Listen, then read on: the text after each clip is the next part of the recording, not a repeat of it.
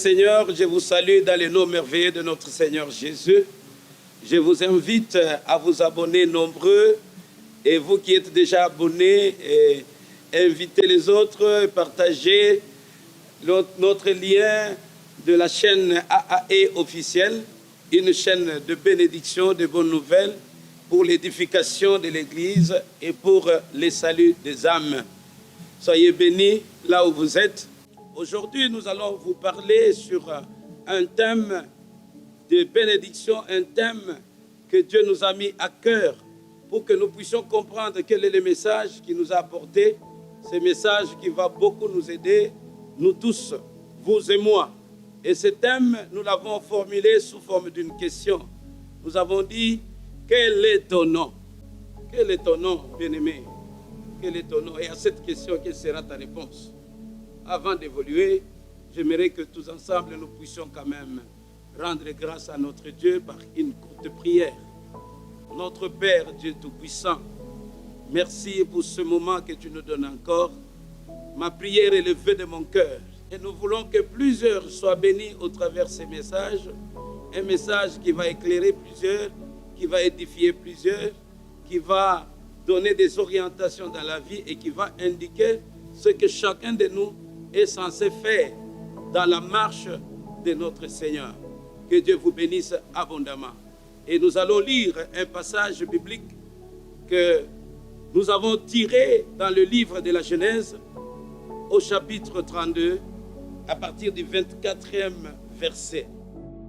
Nous lisons la parole dans Genèse chapitre 32 à partir du 24e verset au nom de Jésus. Jacob demeura seul. Alors un homme lutta avec lui jusqu'au lever de l'aurore. Voyant qu'il ne le maîtrisait pas, cet homme le frappa à l'emboîture de la hanche. Et l'emboîture de la hanche de Jacob se démit pendant qu'il luttait avec lui. Il dit, laisse-moi aller, car l'aurore s'élève. Et Jacob répondit, je ne te laisserai point aller, que tu ne m'aies béni. Il lui dit, quel est ton nom? Nous revenons sur le verset 27. Il lui dit, quel est ton nom? Et il répondit, Jacob. Il dit encore, ton nom ne sera plus Jacob, mais tu seras appelé Israël, car tu as lutté avec Dieu et avec des hommes, et tu as été vainqueur. Jacob l'interrogea en disant, fais-moi, je te prie, connaître ton nom. Il répondit, pourquoi demandes-tu mon nom? Et il est béni la parole du Seigneur. Oui, Jacob demeura seul. J'aime vraiment ce passage. Jacob demeura seul. Il demeura seul pourquoi? Parce qu'il était en train de rentrer chez lui après avoir vécu longtemps chez son oncle Laban. Là où il allait, il y avait quelqu'un qui l'attendait. Et c'est sûr, ces jours-là, il s'est souvenu de ce qu'il avait fait dans la maison de son père. Il s'est dit, quand je partais, j'avais laissé quelque chose qui n'était pas bon. Oh, bien-aimé, dans le Seigneur. Non, il y a des moments où, bien-aimé, dans le Seigneur, dans la vie, lorsque nous sentons qu'il y a ça ne va pas, nous devons nous arrêter un peu. Rester seul. Prenez le temps de rester seul avec Dieu. Dans la marche de la foi, il faut avoir l'habitude aussi de s'arrêter un peu, de s'interroger, d'interroger Dieu. Et lorsque Jacob demeura seul, c'est à ce moment-là que la Bible nous dit, un homme vint lutter avec lui. Bien-aimé, lorsqu'on est seul, Dieu viendra. Il y a quelque chose qu'on doit découvrir. Et lorsque la personne là qui est venue s'est présentée devant Jacob, vous savez, c'était avec une mission. Quelle était la mission? Il y a quelque chose qui n'allait pas dans la vie de Jacob. Alors, la personne lutta avec Jacob toute la nuit, là où il était seul.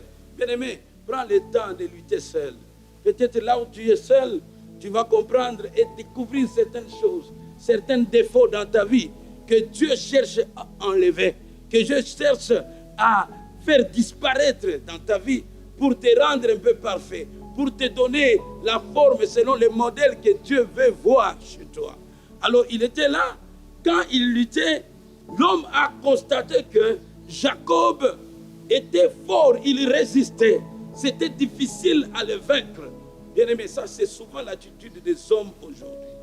Lorsque Dieu te demande, par exemple, d'arrêter ça, de ne plus faire ceci, de ne plus faire cela, l'homme cherche à résister, à continuer à lutter avec la volonté de Dieu.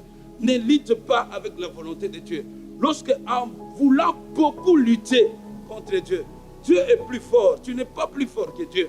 Dieu va te briser et la façon où Dieu va te briser, ça sera une façon qui va laisser une marque dans ta vie. Et c'était ce qui était arrivé dans la vie de Jacob. Jacob marchait bien, il était bien, mais à cause de cette lutte-là, de cette résistance qu'il avait opposée, Dieu est arrivé au niveau où il devait le briser. Il a brisé à l'emboîture de sa hanche. Cela avait même modifié la démarche de Jacob. Oui, la marque de Dieu dans la vie de Jacob. Et lorsque cet homme qui luttait avec Jacob a vu que non, l'aurore était proche. Oui, le soleil devait se lever. Cet homme a dit non, je dois partir, laisse-moi aller. La force de Jacob m'étonne. C'est quelqu'un, malgré ce qu'on venait de lui faire, la marque qu'on venait de laisser dans sa vie, la douleur qu'on devait de provoquer dans son corps, dans sa chair, mais c'est quelqu'un qui s'est accroché à la personne qui venait de le briser. Bien-aimé, fais attention. Lorsque on vient avec quelque chose pour corriger ta marche, pour donner une forme dans ta vie, ça peut être une sorte de réprimande, ça peut être une sorte de reproche. Quelle est ton attitude? Abandonnes-tu? Est-ce que tu arrives à te retirer ou bien tu restes toujours accroché? Même dans nos églises aujourd'hui, on voit beaucoup d'enfants qui ne sont pas dociles, qui pensent que marcher avec le Seigneur, il n'y a pas de correction. Lorsqu'on te corrige, même si ça te fait mal, accepte parce que c'est pour ton bien. C'est une correction qui est faite avec amour pour te corriger afin que tu puisses marcher droitement. Ne te retire pas. Jacob ne s'est pas retiré de la personne qui venait de le briser, mais il a compris que derrière ce brisement et dans cet homme-là, ou cette personne qui est là, elle est porteuse de la bénédiction, de ma bénédiction. Et Jacob s'est accroché à l'homme avec qui il luttait. Il lui a dit, je ne te laisserai pas aller, que tu ne m'aies béni. Oh, quelle révélation, quelle façon de comprendre les choses. Est-ce que toi aussi tu vois la bénédiction derrière une connexion? Tu vois la bénédiction là où tu sens que c'est comme si on ne t'accepte pas quelque part. C'est comme si tu vis la résistance. Est-ce que tu vois la bénédiction là-bas? Bien-aimé, aie un autre regard. Que ton regard te pousse à comprendre qu'il y a une bénédiction cachée. Là où tout ne semble pas être rose pour moi. D'ailleurs, bien-aimé, pour guérir une fleur rose, il y a toujours des épines qui sont à la tige de la fleur rose. Bien-aimé dans le Seigneur, c'est ça, la nature elle-même nous enseigne. Tu veux quelque chose de bien, il y a quelque chose quelque part, tu vas sentir un peu de douleur. Oui, Jacob avait la douleur. Jacob avait la douleur, mais il n'a pas regardé à la douleur, il a regardé à la bénédiction. Et quand cet homme lui a dit non, je ne vais pas, en quelque sorte, il ne lui a pas donné une réponse rapide. Parce qu'il avait vu ce qu'il fallait enlever dans la vie de Jacob pour qu'on continue une bonne marche. Le problème avec Dieu, c'était le nom là. Il dit, quel est ton nom? Jacob répondit, Jacob. Il dit, tu ne seras plus appelé du nom de Jacob, mais tu seras appelé Israël. Donc le nom de Jacob était changé à Israël. Et un nom de bénédiction. Le vieil nom est parti. La vieille identité est partie. Je te pose la question, mon frère, ma soeur. Toi aussi, quel est ton nom? Quel est le nom que tu portes? Lorsque Dieu te regarde, es-tu identifié par quoi? Est-ce que quand on te voit directement, tu reflètes l'image de l'impudicité, de la séduction, de quelqu'un qui vient diviser les autres, un rapporteur, un calomniateur. Quel est ton nom? Es-tu voleur? Es-tu un méchant? Est-ce qu'on voit la douceur en toi? Il y a quelque chose que Dieu veut enlever en toi. Dieu veut faire disparaître le mauvais nom qui ne porte pas sa gloire, qui n'exprime pas sa gloire. Dieu veut voir sa gloire se manifester en toi. C'est comme ça qu'il a enlevé le nom de Jacob et il lui a donné le nom d'Israël. Il y a une bénédiction. Avant de te bénir, Dieu veut d'abord faire un travail en toi. Il veut changer ton identité. Il veut changer ta vieille nature. Il veut changer ce qui était comme pourriture pour que tu sois quelqu'un qui dégage une bonne odeur, un parfum de bonne odeur. Bien-aimé, Jacob était son nom. Amen. Mais curieusement, Jacob aussi à son tour, il pose la question à l'homme avec qui il luttait. Lui aussi, il lui dit, quel est ton nom? L'attitude de l'homme qui se battait avec lui. Il n'était pas n'importe quel homme. Alléluia. Amen, bien-aimé dans le Seigneur. Ce n'était pas n'importe quel homme. Mais il lui a dit, pourquoi veux-tu connaître mon nom? Pourquoi demandes-tu mon nom?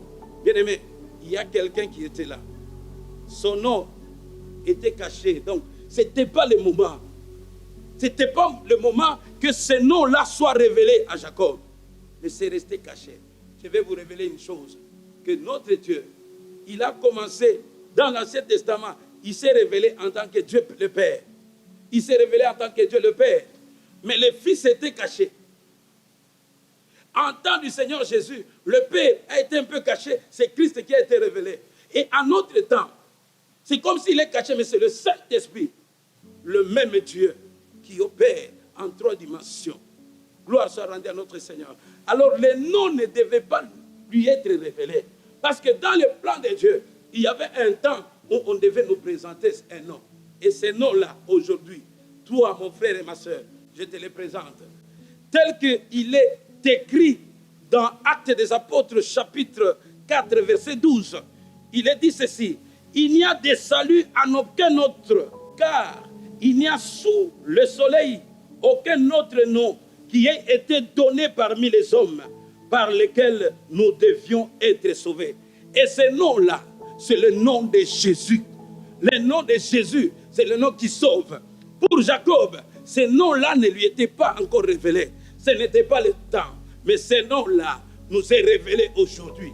Le nom du salut. Le nom qui fait une transformation dans la vie de quiconque Christ a rencontré. Parce qu'on n'est pas le même. Bien-aimé, si hier tu étais ce que tu étais, aujourd'hui avec la rencontre de Christ, tu ne dois pas rester le même. En Jésus-Christ, il nous change d'identité. Il nous donne un nouveau nom. Il nous donne sa nature. Et lorsqu'on nous verra, aussi tu étais méchant hier, aujourd'hui tu deviens tout. Et tu vas revêtir les caractères de l'agneau. Là où tu devais répliquer avec les insultes, toi tu bénis. Là où tu devais aussi maudire à la réplique à une malédiction, mais toi tu vas bénir. Parce qu'il a dit, c'est Jésus-là qui nous a dit, bénissez même ceux qui vous maudissent. Ne maudissez pas, mais bénissez et bénissez toujours. Quel nom, bien-aimé? Le nom de Jésus, le nom du salut, le nom qui sauve, le nom de délivrance. Oui, ce nom-là qui nous a montré le chemin. Et ce nom, ce n'est pas seulement le nom. Je vous présente la personne de Jésus. Si tu veux connaître Jésus, en son nom, il y a la guérison. En son nom, il y a la délivrance. En son nom, il y a le miracle qui s'opère. En son nom, il y a la puissance qui chasse les démons. En son nom, nous avons même le modèle par excellence. Le modèle de la vie de Jésus. Le modèle de l'obéissance par excellence. Le modèle de l'humilité par excellence.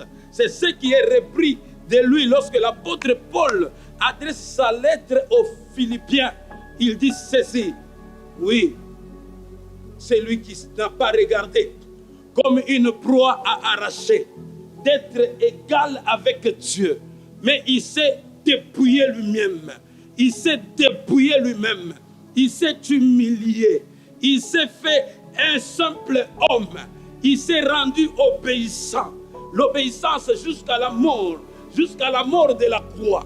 Voilà pourquoi, c'est pourquoi Dieu l'a souverainement élevé et lui a donné le nom qui est élevé au-dessus de tout nom, afin qu'au nom de Jésus, tout genou fléchisse dans les cieux, sur la terre et même sous la terre, et que toute langue confesse que Jésus-Christ est Seigneur, à la gloire de Dieu le Père. Oui, le nom de Jésus, c'est le nom qui nous bénit, c'est le nom qui nous donne la joie, c'est le nom qui nous donne la paix. C'est le nom qu'il est écrit. La Bible nous dit en Ésaïe qu'un enfant nous est né, un fils nous est donné, et la domination reposera sur ses épaules. Bien-aimés dans le Seigneur, oui, c'est un enfant qui est né, mais un fils qui nous est donné. Oui, bien-aimés dans le Seigneur, Jésus t'appelle à être le modèle de sa vie. Oui, on commence enfant. Oui, on est né enfant. Il veut que tu puisses arriver à la maturité. Lorsque tu deviendras fils, la Bible dit, un fils nous est donné. Un fils, c'est un don. Enfant de Dieu, sois un don pour les membres de ta famille. Sois un don pour ton église. Accède à la maturité. Ne reste pas toujours un enfant. Tu dois grandir. Sois un don pour ton pays. Sois un don, bien-aimé, partout pour la société dans laquelle tu travailles. Sois un don parmi tes amis. Au nom puissant de Jésus-Christ. Et tu seras un modèle et tu traîneras plusieurs à la voie du salut. Que la parole de Dieu puisse bénir tout le monde. Nous sommes arrivés à la fin de notre émission aujourd'hui. Merci de nous avoir suivis. Vous qui venez de suivre la prédication sur quel est ton nom. Bien-aimés, prochainement, nous allons parler de la deuxième partie de quel est ton nom. Vous allez voir comment est-ce que chaque fois qu'une personne a rencontré Dieu et comment est-ce que sa vie a changé, comment est-ce qu'il y a eu une transformation. Vous verrez comment est-ce que la vie de Ruth a changé, la vie de plusieurs a eu à se transformer. En commençant par Jacob lui-même qu'on nous a présenté aujourd'hui. Bien-aimé, sa vie a changé, il a été quelqu'un de béni et on l'avait béni par cet homme avant de partir. Que Dieu vous bénisse abondamment. Prochainement, soyez vraiment au rendez-vous. Invitez les autres à s'abonner, car c'est une émission qui parle de Jésus, une émission qui va bénir plusieurs et qui va sauver quelqu'un. Que Dieu vous bénisse abondamment.